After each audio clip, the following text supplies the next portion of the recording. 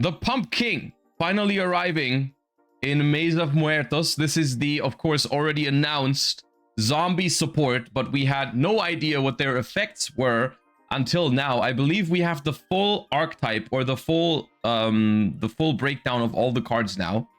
So let's get started with Pump King, the King of Grave Ghosts, a level 6 dark zombie effect monster. You can reveal this card in your hand, set a Call of the Haunted from your deck or graveyard, and if you do, discard one card. That set card can be activated this turn. If this card is special summoned, you can special a level 6 zombie from your deck, except with 1950 attack.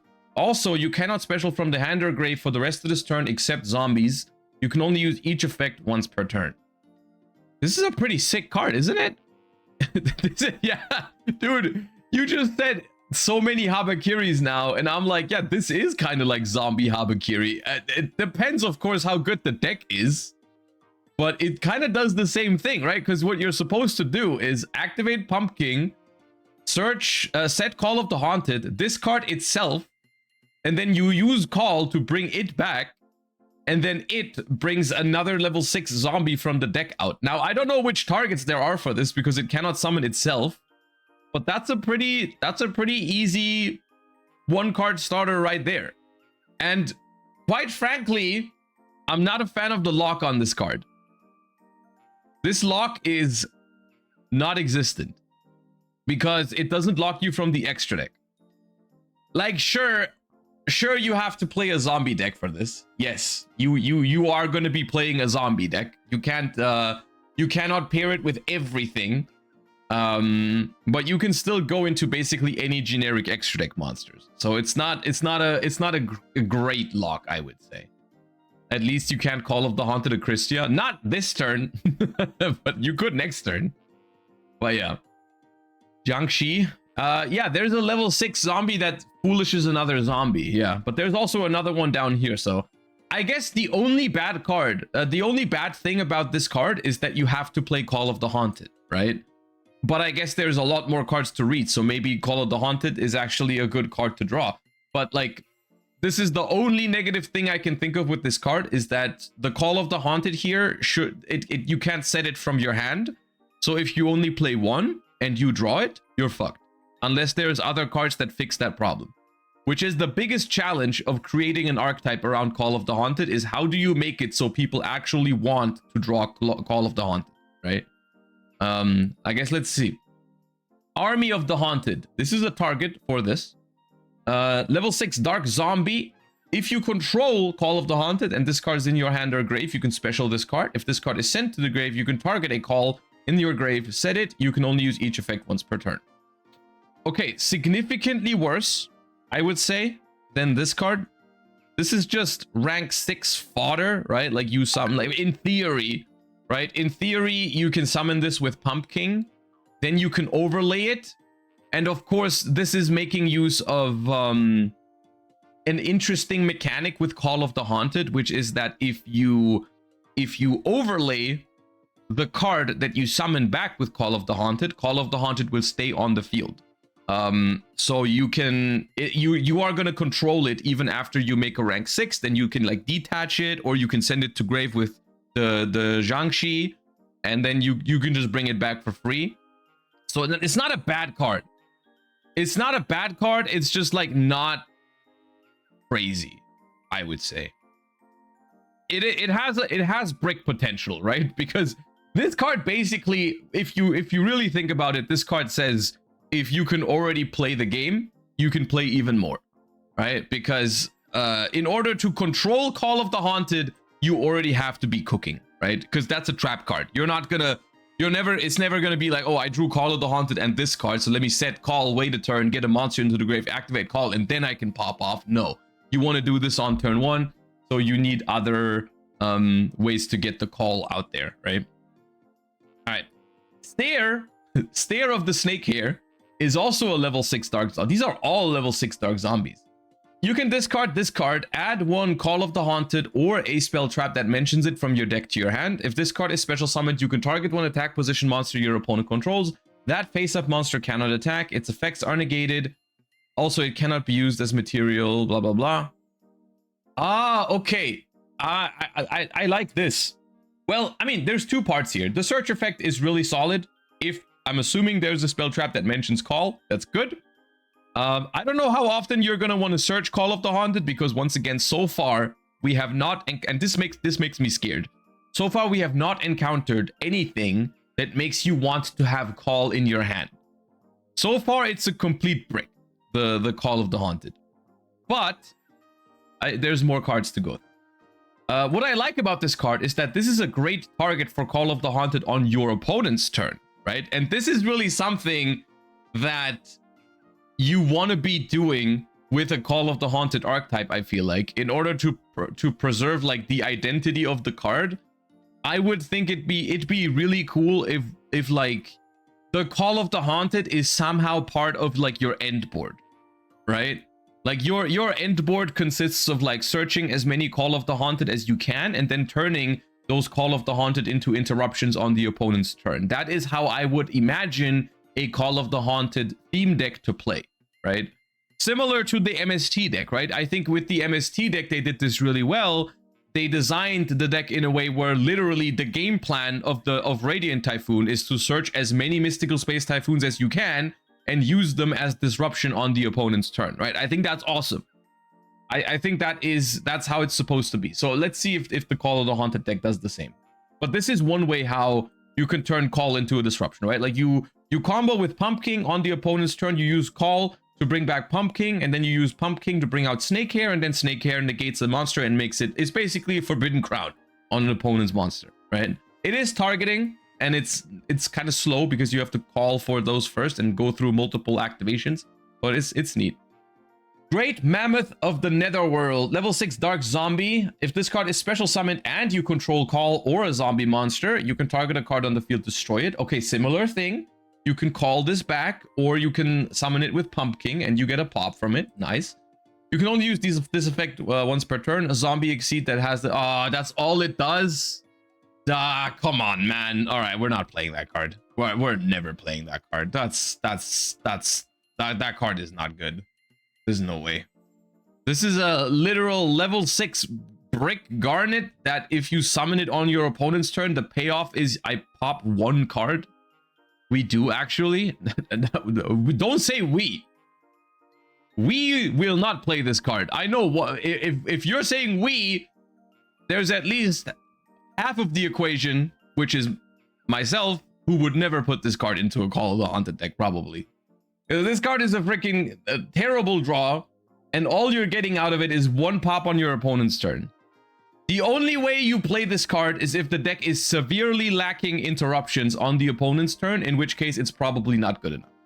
Are you a big fan of zombies? I really liked zombies in like 2010, 2011 as a deck, but then I mean it's actually kind of weird, right? Zombies haven't really been a thing since, which is really weird. I guess there was a very brief period in like what 2015 or 16 when people played like the Shiranui package in Lightsworn, but that wasn't really a zombie deck, was it? It was just like a small zombie engine.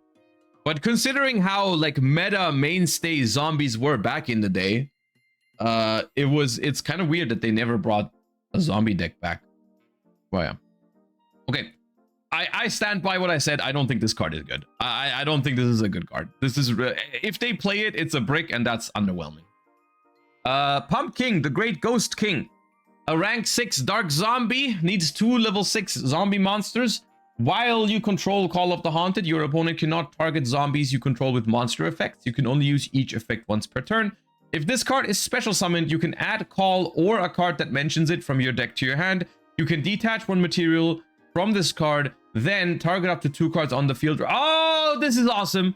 Oh, I love him. I love him. He's awesome. So what you do is you activate Call. Oh, this is great. Okay, you activate Call of the Haunted.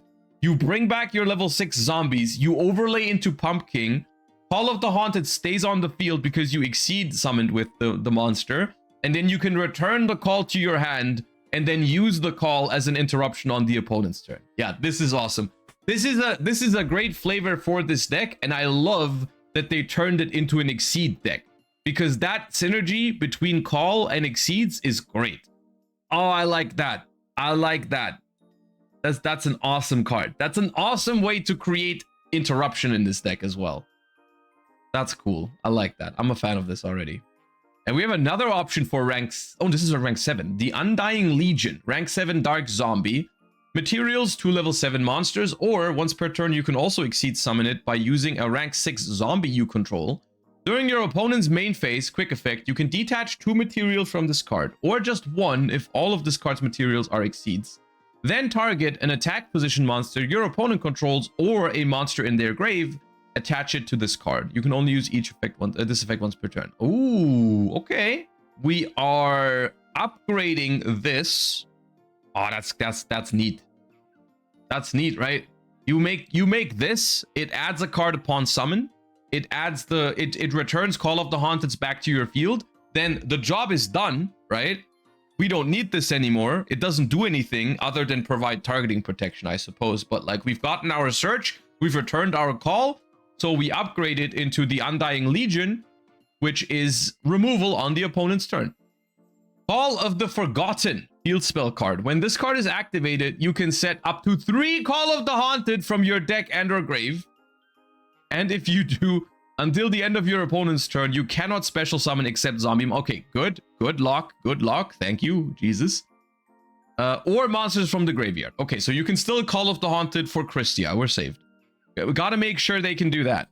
Once per turn, if you activate... I'm joking. I don't think... there's no way to really access Christia in this deck. I don't think. So, whatever. Once per turn, if you activate Call of the Haunted, you can target a monster your opponent controls, send it to the graveyard. You can only activate 1 Call of the Forgotten per turn. First of all, this card reads crazy.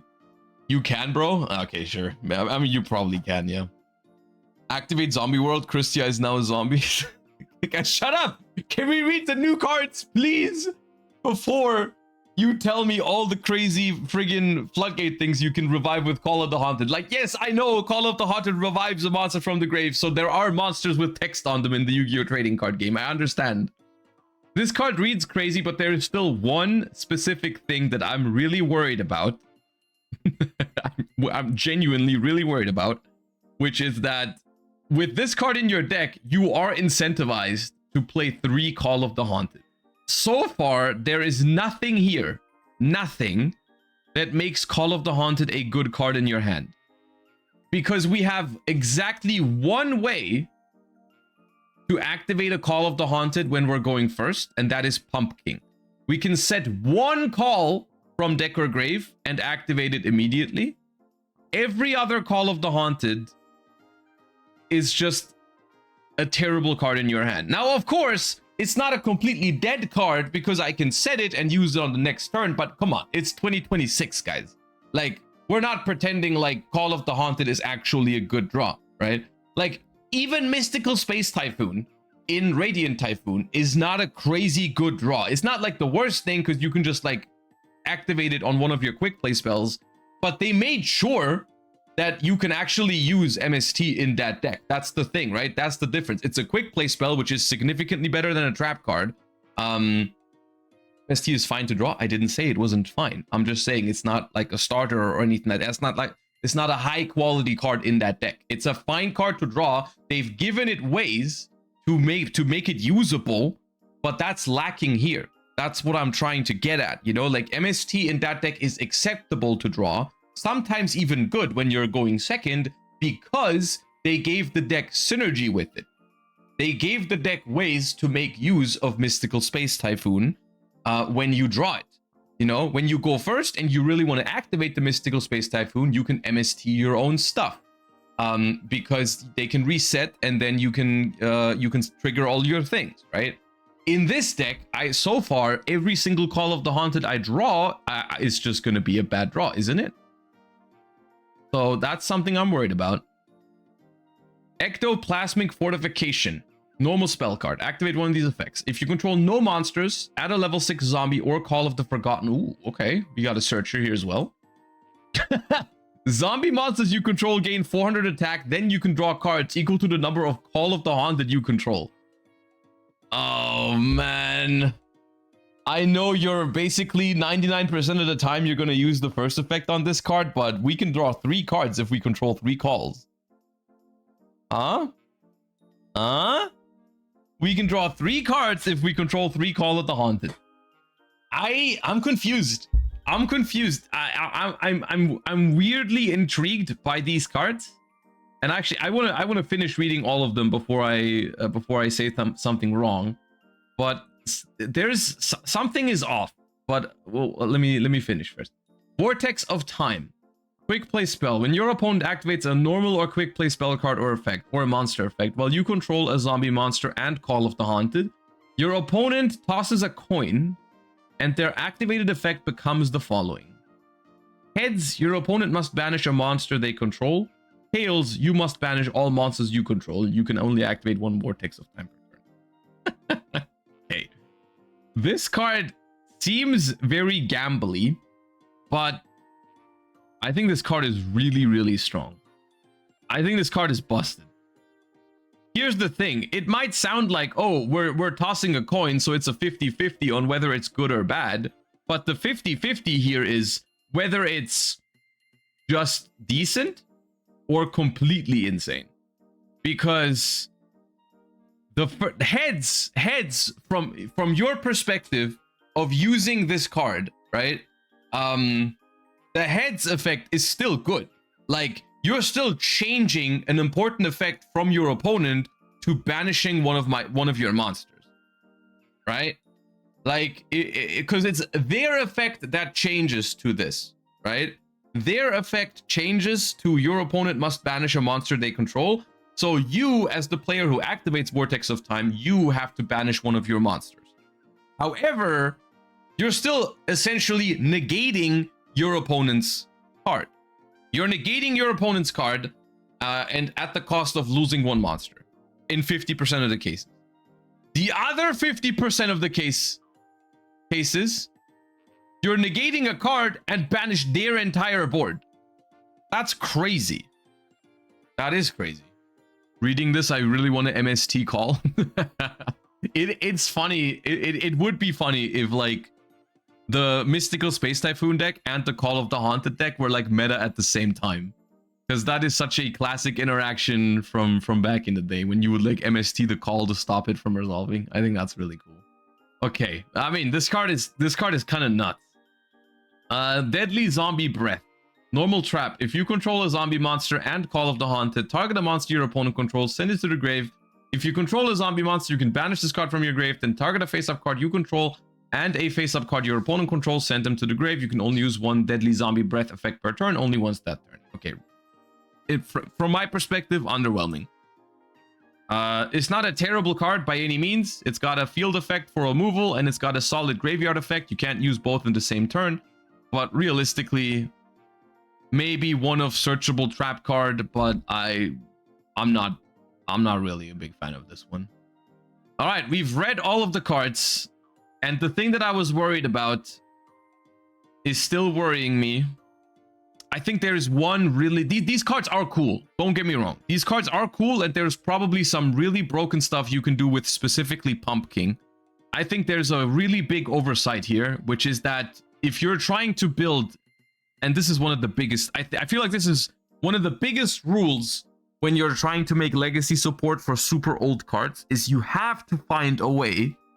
You have to find a way to make those cards at least solid draws. You know, like, it doesn't have to be, like, they don't have to make, like, a crazy way to make Call of the Haunted, like, a 1-card combo. Like, I don't know, like, make a Link 1 that requires a face-down Call of the Haunted as material or some shit, you know? Like, they could do some really broken stuff like that. But I'm not even asking for that. I'm just asking for a way to make the Call of the Haunted, like, usable, right? Like, for example, Yugioh, right? As much as I hated the Yugioh deck, at the very least, they gave you something to do if you draw Yugioh, which was the contact fusion into Spirit, which wasn't... It didn't feel great to use a Yugioh from hand, because you could use it from graveyard for free later, but at least there was, like, something to do with the Yugioh in hand. Or you could, like, pop it with the Nightmare... No, what's it called? The continuous spell?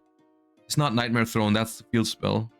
You know what I mean? The thing that pops 1 and searches 1. Nightmare Pain, yeah. Like, I think that's one of the biggest things. Or like in the Blue Eyes deck, you know, in the Blue Eyes deck, they made wishes so that you can discard Blue Eyes if you draw it. And here, what we don't have, first of all, we have one way to activate a Call of the Haunted on the first turn. Literally one. Singular. We can activate one call in our combo, even if we have the ability to like recycle Call of the Haunted and everything. We can search Call of the Haunted multiple times. We can bounce it back to the hand after we activate it, but we have no ways to activate them another time. Like literally with this, you're going to activate one Call of the Haunted, you're going to bounce it back to your hand, and then you have to set it and pass. And then they're making a card. They're making a card that incentivizes you to play as many calls as possible. Right? This is super awkward, because are you really going to put 3 calls in your deck? Because this card goes crazy if you do.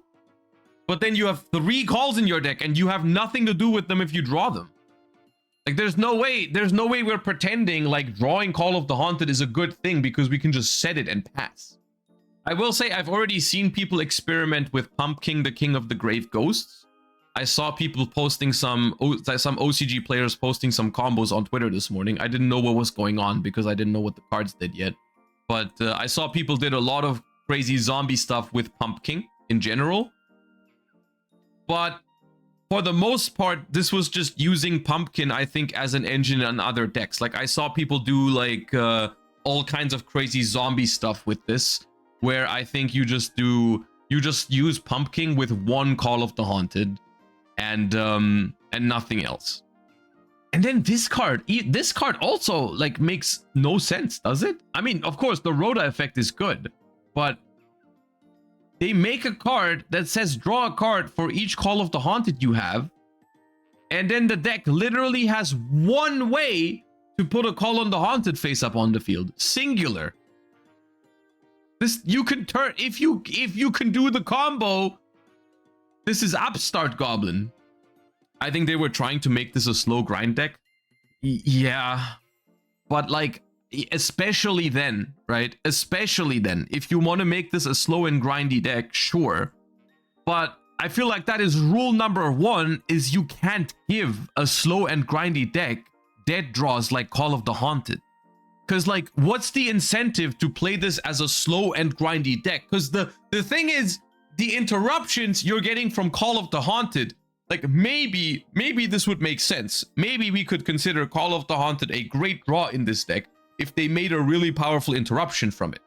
But what they made is, if this card is special and you control Call of the Haunted, you can target a card on the field and destroy it. They're trying to make us set Raigeki Break.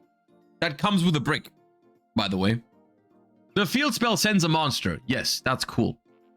It's 2 removal from 1 call. Yeah, 1 call. The first call gets you 2 removals, but this is once per turn.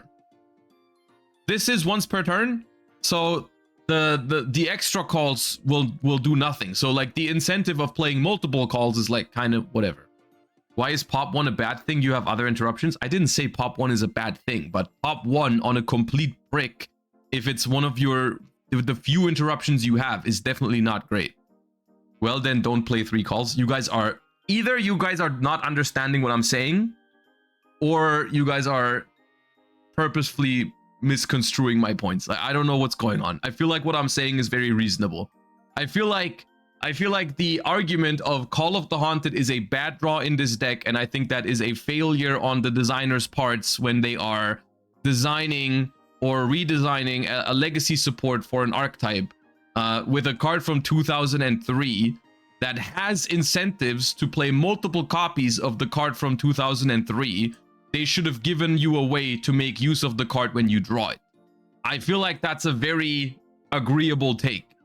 I feel like that's a problem with this deck that is going to hold it back from seeing success in modern Yu-Gi-Oh! The only way I could see this deck seeing success as of now is as like a zombie starter engine, which basically is another term for slop. Like I could see people play like 3 Pumpkin, 1 Call of the Haunted in any zombie deck to just go like this and treat this as like Habakiri. right? They just go activate this, set call, revive this, bring out any level 6 zombie, make a rank 6, and then go from there. I don't know. I just like, I really like the idea. And this was the same with Odeon. I think with Odeon, I also really liked the idea of the Odeon deck, you know, giving us a deck around trap monsters was something as a paleo fan I had a lot of hope for back in the day, but then like in practice, I'm also not a fan of what they did to the Odeon deck because the way they made it playable was by negating every card in the universe. So, I don't know. I feel like they haven't figured out super well yet on how to make these sort of like gimmicky old school legacy support decks work. I think the best example of how to do it is Radiant Typhoon. I think that deck was done well. I think the call in Odeon, I'm not the biggest fan.